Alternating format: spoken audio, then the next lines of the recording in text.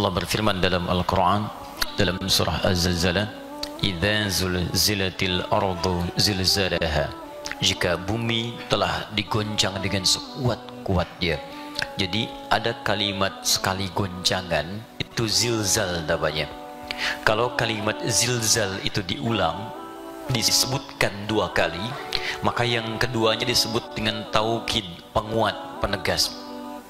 Kalau sekali disebutkan, misal idza zulzilatil ardu sampai di sini, maka itu artinya bangunan yang tinggi runtuh ke bawah.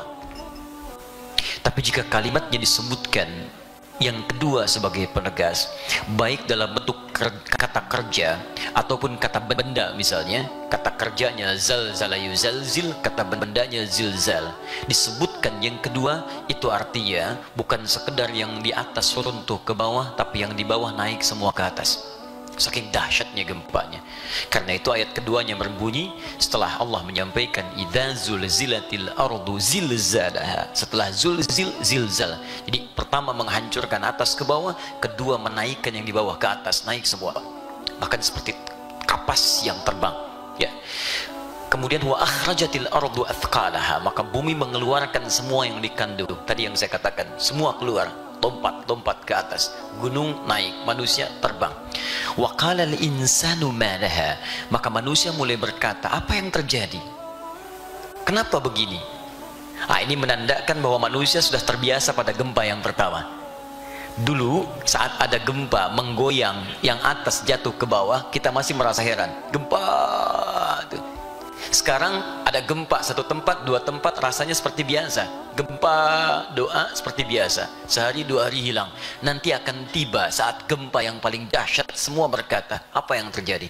Hati-hati, jika Anda sudah terbiasa pada keadaan gempa yang pertama, itu tandanya Anda mesti bermohon kepada Allah untuk diselamatkan pada gempa yang kedua.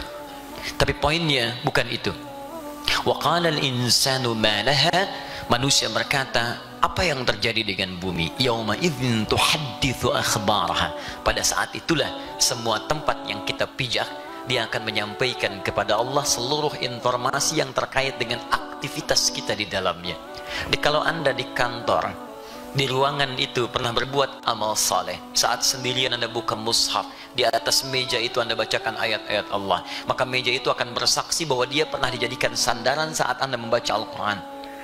Di sana Anda hamparkan sajadah, di ruangan kecil 3 kali 4 Anda salat, ada yang duha, ada yang salat yang lain, ada yang bermunajat, maka bukan hanya sajadahnya, maka mohon maaf, itu lantainya bisa bersaksi, karpetnya bisa bersaksi bahwa Anda pernah berbuat taat di situ. Sebaliknya, Anda berbuat maksiat di ruangan yang sangat tersembunyi, Anda kunci pintunya, maka semua perangkat maksiat Anda akan bersaksi di hadapan Allah Subhanahu wa taala. Bahkan tangan Anda akan berkata saat mulut dikunci, al-yauma nakhtimu ala afwahihim wa tukallimuna aydihim wa tashhadu arjuluhum. Semua bicara, tangan, kaki, tempat dan sebagainya.